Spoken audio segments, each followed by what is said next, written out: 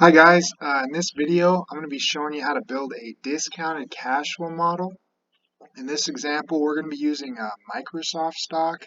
We're going to find the implied equity value for Microsoft stock using a discounted cash flow formula. Now I got this discounted cash flow model from pulled it right out of The Warren Buffett Way by Robert Hagstrom. That was an older book that was written, but I pulled that out, kind of built on this model, perfected it over the years, and it's really helped me in my investing career. So I wanted to share this with you guys so it can help you to make better investment decisions, because the goal and the key to finding any great investment is to find a great business, and not overpay for it. So you can see there at the bottom I put a step-by-step instruction manual. So let's follow along here, and then we can hopefully this will help you kind of follow along with me as I work through this model. So let's dive right in. So we're going to start number one. We're going to find the free cash flows for the most recent year. So let's go look at Microsoft stock, and we can see that Microsoft earned about 36.2 billion. So we're going to start this off. Free cash flow, we'll call it 20. I'm going to call this 2019. So this was the trailing 12 months. I'm going to put 2019 since Microsoft, their fiscal year ends in July. So, okay, 36.2 billion there. And then we've got to assume the free cash flow growth rate. So I'm going to put that down here.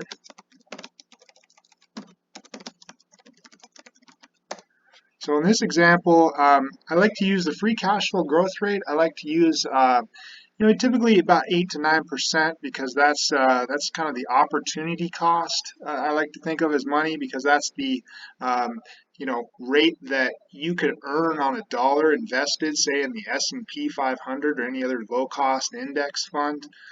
You can use different growth rates for these, but I always like to use roughly 8 to 9%. So in this example, I'm going to use 9%. Since inception, the S&P 500 has returned roughly 9% before inflation. So let's use 9% in this example. And then we'll make that a percent. Okay.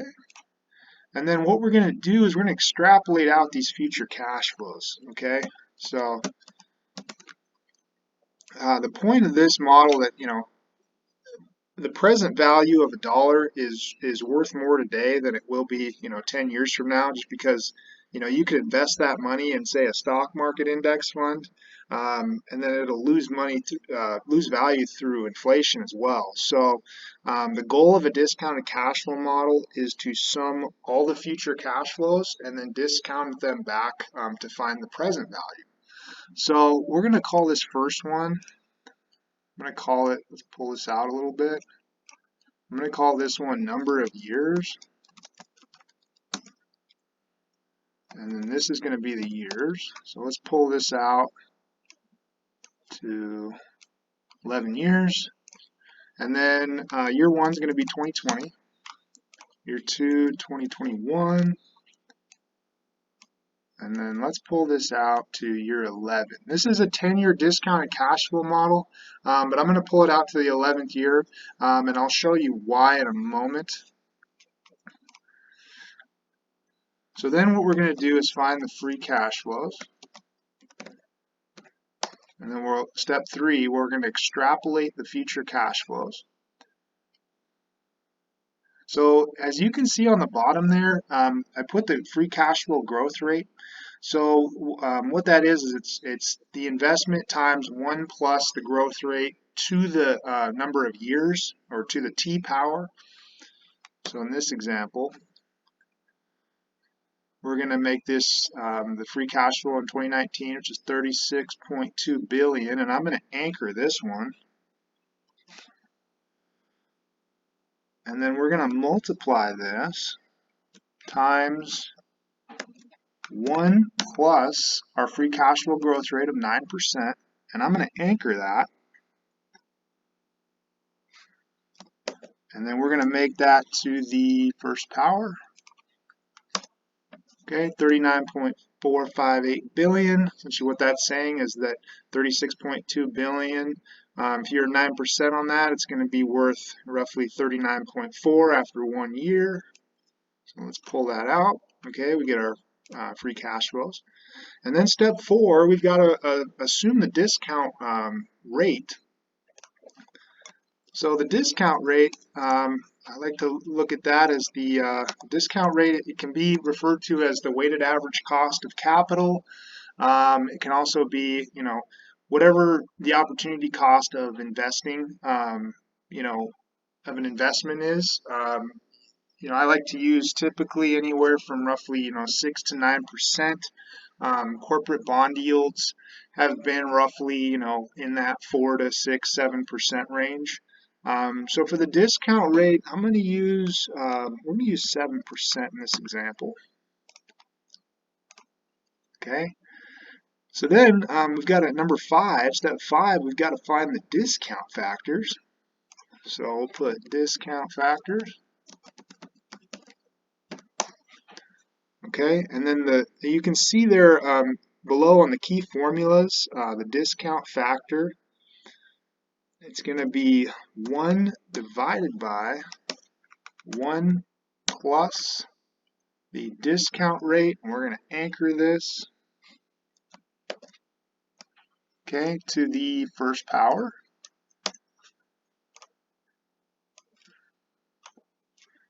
So what that's saying is if you just held $1, say, under your mattress, after a year, if you could have put that dollar, say, into a, S&P 500 fund, and that fund returned you, roughly 7%, then your dollar would actually lose about 7%, so it'd be worth roughly 93% of it.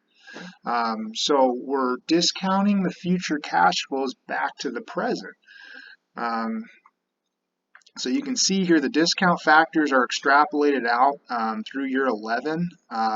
So again, if you could have, taken that, say $100 and put it into an S&P fund, earning say 7% a year, or you could have, if that was your cost of capital, then your dollar or your $100 would be worth about half after 10 years if you didn't do anything with it and just stuffed it under your mattress, say.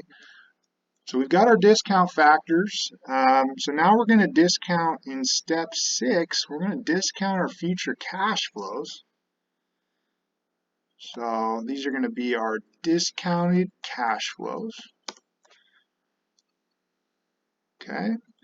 And then what we're going to do here is we're going to just take this future cash flow, the nominal future cash flow, we're going to multiply it by the discount factor, okay, to get our discounted cash flow, and then we're going to pull that out 11 years. There we go. Okay. And then step 7, we've got to assume a terminal growth rate. And what that is that's the long-term growth rate of any stock, or in this case, if you're looking at an investment project, what's the long-term growth rate of an investment? And typically, conservatively, I like to use the long-run inflation rate, which has been roughly 2 to 3%. Right now, the Federal Reserve, given what's going on with the COVID crisis, they've slashed interest rates and injected a lot of money into the markets to try to spur economic activity. But historically, inflation has been roughly 2 to 3%. So in this example, I'm going to use a terminal growth rate of 3%. We call this terminal growth rate. And this is going to be 3%. Okay. So then step 8, we've already got the free cash flow in year 11. Okay. And then step 9, we've got to determine a cap rate. So in a context of, say, real estate investing, your cap rate is just essentially your net operating income divided by the value of the asset. For stocks and publicly traded equities, I like to use like an average dividend yield or say a corporate bond yield. Historically, I mean, cap rates, dividend yields, and corporate bond yields will kind of roughly all fall, roughly in that probably 3 to 4% on the low end, up to maybe 10% on the high end. So I'm going to use, let's go look at Moody's here. So we can see that right up here, the BAA, which is a few levels below AAA rated, which is the top rated credit rating for big, large corporations. Right now it's at about 3.64%. It says the long-term average right here is about 7.25. And then last year was about 4.5%. So we can see that, like I said previously, it's kind of in that range of, probably 3-4% on the low end up to maybe 7 to 8 on the high end. So I'm going to use, in this example, I'm going to use 4% as kind of probably a long-term projected, say, dividend yield of Microsoft, of what they would pay as a dividend yield. So I'm going to do our cap rate here, and this is going to be 4%. Okay. And then what we've got to do is we're going to find our discounted terminal value.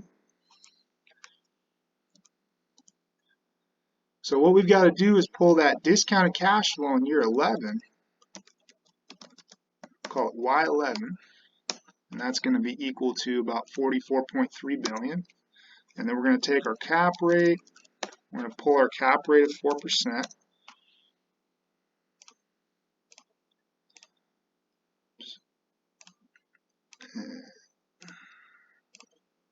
There we go, 4%. So then what we're going to do to find the present value of the terminal value is going to be equal to 44.3 billion divided by 4%, gives us about 1.1 trillion. Okay, so that's the present value of the terminal. Okay, so the discounted terminal value, which is in step 10. Okay, and then we've got to sum the discounted cash flows. Sum of discounted cash flows. Okay, in step 11 there. So we're going to take the sum of, it's going to be E6 to O6. Okay, we get about 44.7 billion. Now what we're going to do is we're going to add this present value of the terminal value, and we're going to add it to the sum of the discounted cash flows, okay? And this is going to give us our implied enterprise value. We'll call this implied EV, enterprise value. Okay, and then we're going to add the terminal value plus the sum of the discounted cash flows to get our implied equity value, which in this case, assuming that Microsoft could continue to grow their free cash flows at 9% per year, and assuming that the discount rate was 7%, the implied enterprise value for Microsoft would be about 1.5 trillion. Okay. Now we've got to take this a step further now, and we've got to deduct the debt and the equity, or the debt and the cash. Okay, so what we're going to do is we're going to subtract the debt, and then we're going to, so in this case, Microsoft's debt is about 84 billion. Okay.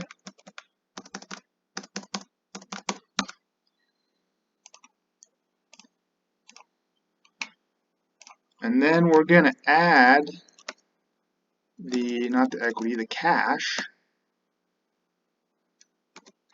I'm sorry, here's what we're going to do. What you do is you add the debt and subtract the cash, okay, to get the implied equity value. So in Microsoft's case, they've got about 137.6 billion in cash, okay? And then to get the implied equity value,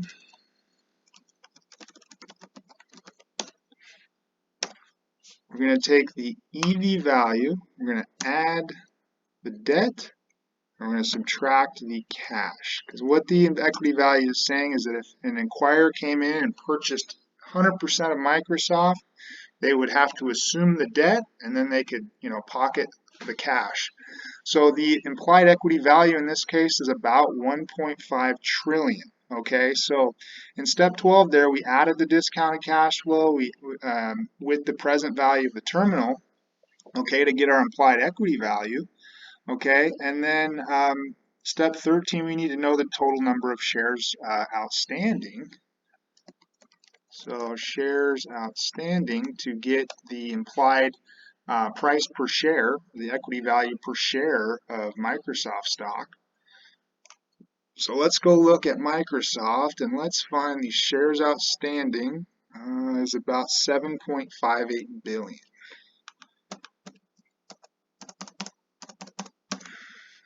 Okay, and then let's make this a number. Okay, and then to get the implied equity value per share,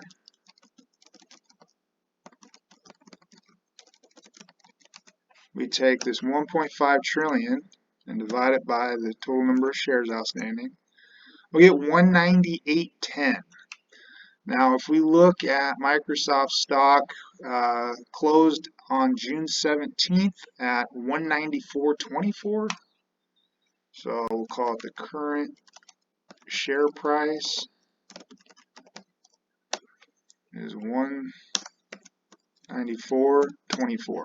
Okay, so we got step 14, we found the fair value of stock using this discounted cash flow formula. Okay, so in this case with Microsoft, if an analyst or someone was assuming that they could grow their free cash flows at 9%, and then they use 7% as the discount rate, adding the debt and subtracting out the cash, we could see that the implied equity value for Microsoft stock in this example would be about 198. So I think based on a 9% free cash flow growth rate and a 7% discount rate, we could assume that Microsoft stock is probably fairly valued at this point. If not, maybe it's slightly undervalued.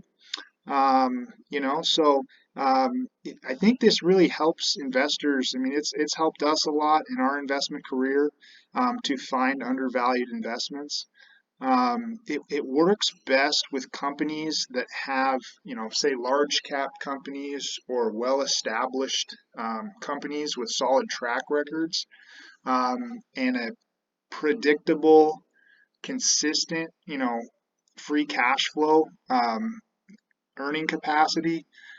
Those are the kind of companies that this discounted cash flow model is going to work best for. Any kind of newer startup or a high growth company, say small or micro cap company with inconsistent free cash flows, this model is not going to work as well because there's just the cash flows just aren't as predictable, and the earning power of a micro cap or a small cap stock is probably not going to be quite as predictable as say a well-established player like Microsoft. This model is going to probably work best for well-established like large cap companies that you'd find maybe in the Dow or the S&P 500. With long established track records and a solid track record of generating consistent earnings. It's helped us a lot. If you guys have any questions, if we can help you out with this, try building this model. I'm going to leave a copy of this below the comment section. If you like this video, if it was helpful for you, please like the video. Also visit our website at incipity.com. That's spelled INCIPITY.com. Follow us on Twitter at Incipity1.